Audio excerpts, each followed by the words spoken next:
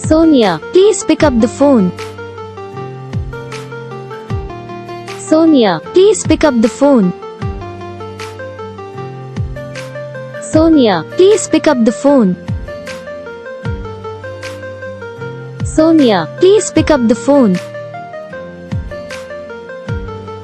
Soniya, please pick up the phone.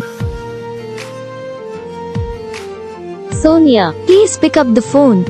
तो guys video को like करना, चैनल को सब्सक्राइब करना, कमेंट करके बताना आपको ये वीडियो कैसा लगा, कौन सा पार्ट है जो आपको इस वीडियो में अच्छा लगा या फिर कौन सा पार्ट है जो आपको इस वीडियो में अच्छा नहीं लगा। अगर आपको ये रिंगटोन पसंद आई या फिर आप ऐसा कौन सा भी रिंगटोन बनवाना चाहते हो तो आप हमसे कमेंट कर सकते हो, हम आपके लिए रिंगटोन बना के चैनल पर अपलोड कर देंगे।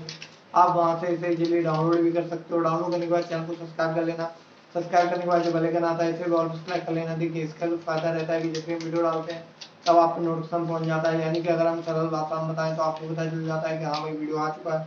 और जो लोग हैं जो हम पे कमेंट करते हैं, जरा इस बात को सुन लीजिए, आप लोग वही कमेंट तो करते हुए इस नाम का या फिर और इस नाम का रिंगटोन बना दो, लेकिन आप यहीं पे बहुत बड़ी गलती करते हो, क्या कि चैनल को सब्सक्राइब नहीं करते।